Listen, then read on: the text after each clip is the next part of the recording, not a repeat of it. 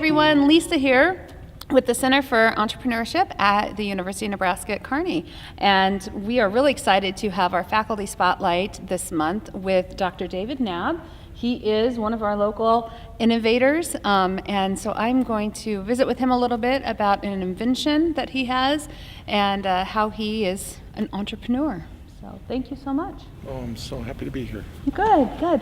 So tell me a little bit about your background. How long have you been here at UNK? And I was hired at UNK in 1994, so that makes this my 23rd year here at UNK. I'm a professor of music, and my responsibilities include teaching courses in music history, teaching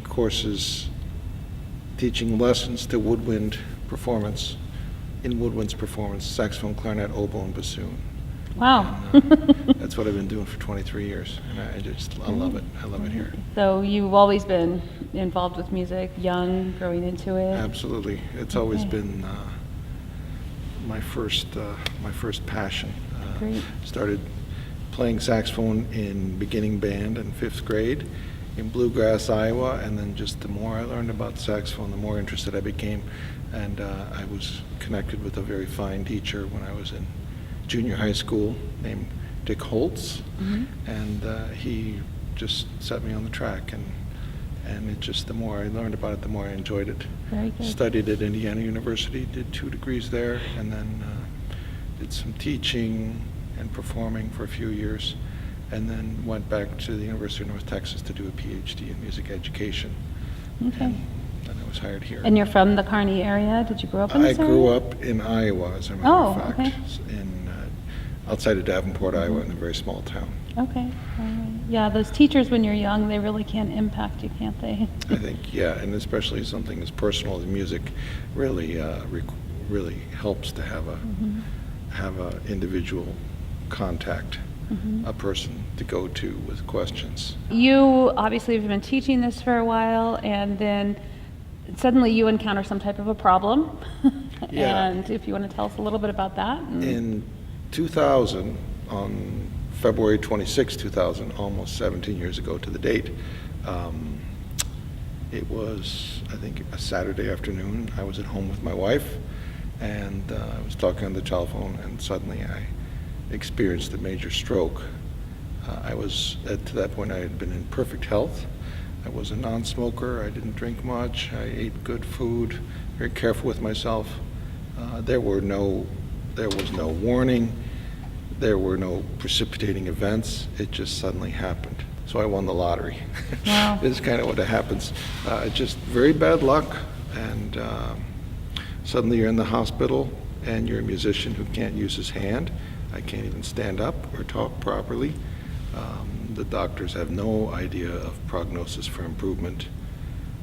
They were very discouraging as far as that's concerned. So I just ended up having to ignore what they said and just move forward. I was desperate to get back to work. I had 2 young children, ages 4 and 7, who needed a dad, and all we wanted to do was go out in the backyard and throw a baseball around, and I couldn't do that.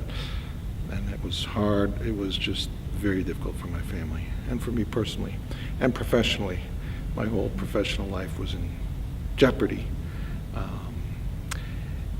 It would have been very easy for me to simply stop playing and give up on the music teaching and, go into disability and take Social Security benefits, which is, I suppose, what most people assumed I was going to do. But that just wasn't what I wanted to do.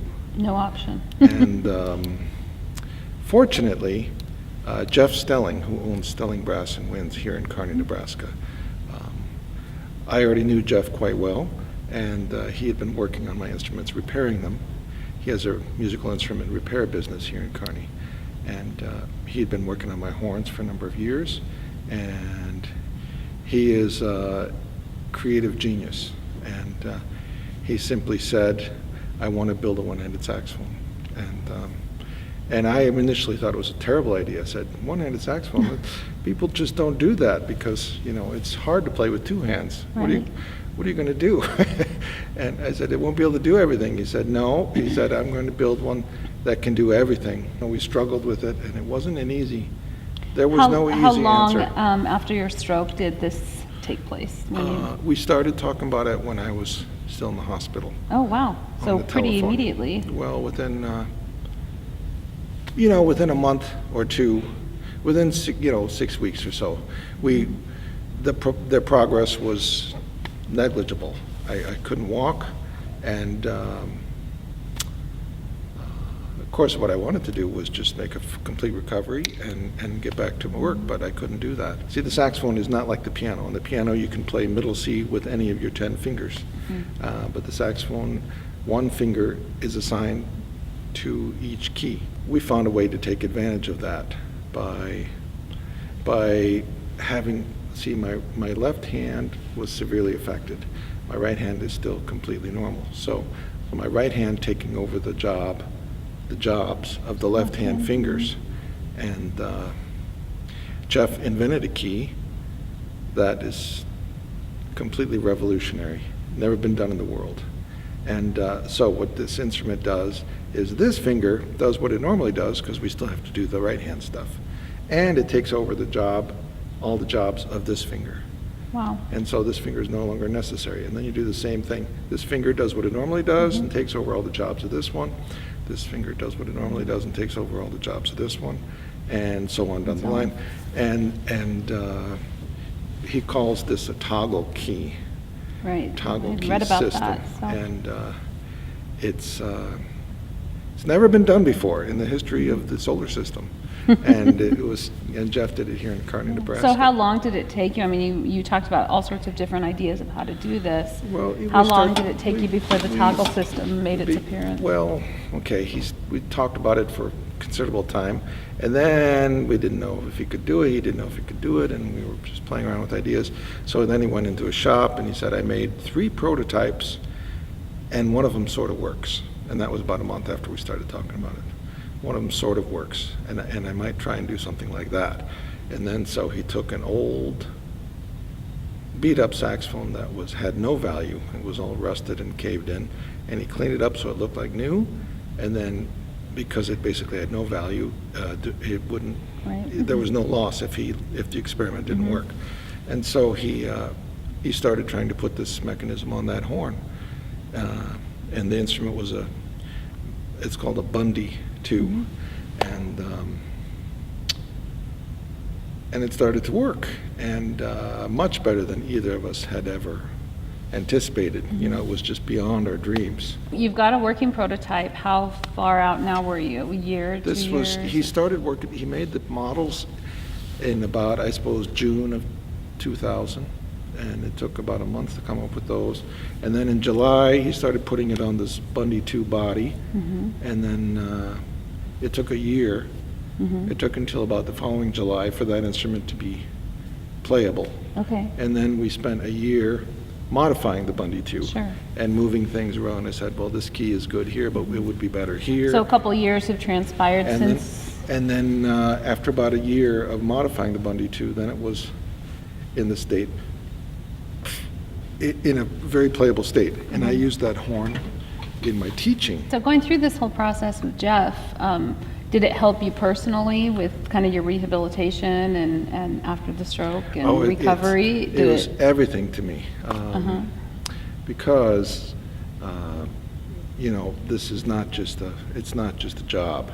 If you're a musician, it's every part of your life. It's how I met my wife. It's what I did with my kids when I had free time. I take out my horn and play their violin lessons with them. It's all my friends were musicians. All my acquaintances I had met through music, and not just here in Kearney, but throughout my adult and adolescent life, going all the way back. So it's very closely tied to your personal identity, and then to have everything taken away from you in a matter of 3 or 4 minutes, and there's nothing you can do, just completely by chance, was terrifying. Going through this process was. Oh, it was just great. I've been able to go back to work. I now have a fulfilling professional life, which is a nice turnaround. So Sure. it certainly shows the benefit of, Sure. we call this assistive technology, Mm-hmm. when a disabled person requires help in returning to work. Very good. And And Jeff was integral in that. Now, he owns the actual toggle system. Jeff has developed it, Mm-hmm. and we don't have a patent per se, Uh-huh. but we have some protections. Okay. So you're kind of partners in this with him? Yes, Okay. we're partner, we're working on it together. Since that time, we've been contacted we've received inquiries from hundreds of people all over the world who would like to start playing or return to playing the saxophone with just one hand. People who were born with cerebral palsy, people who were in automobile accidents, a young man who lost his arm in an airplane accident, a girl who had a fall learning how to ski. All of these people want to make music, and they have only one completely functional hand. And we're now working to make this technology available to more and more people. There's no reason they shouldn't make music. Exactly. The concern is it's so labor intensive to make these. It took Jeff 1,200 hours to build my saxophone. That's a lot of time. Wow. And if you multiply 1,200 by what I pay the girl who cuts my hair, you're talking about $48,000. Right now, Jeff is asking for $25,000 for the conversion cost. And, Is he like crowdfunding or that type of thing? we haven't done that. We're looking at various ways to build Right. this. And I did notice on your website, one hand woodwinds? It's the website is http://onehandwins.unk.edu. One hand wins. Right, And you can make a donation there, right? That's great. To the University Foundation. One hand wins, no punctuation. .unk.edu. Very good. Is the website. So when we teach about entrepreneurship and we work with entrepreneurs, the first thing we always ask is, what problem are you solving? And so kudos to you. I mean, you definitely came in with a solution. And I mean, this is the classic problem solution, and pretty inspiring. Well, Jeff is the hero here. Jeff is the guy who owns the business and has had to sacrifice his time and his creativity. Has this experience changed the way that you teach? Do you teach in a more kind of problem-solving or entrepreneurial fashion?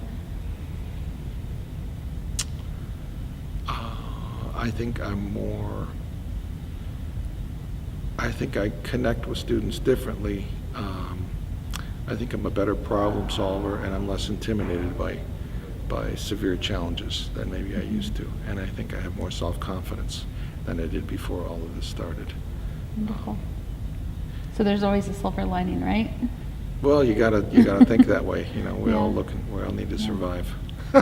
And that's really all it comes down to. Great. Well, thank you for sharing your story. Do we get the chance now to see you play and show us this wonderful I hope system? so. I Okay, hope so. let's do that.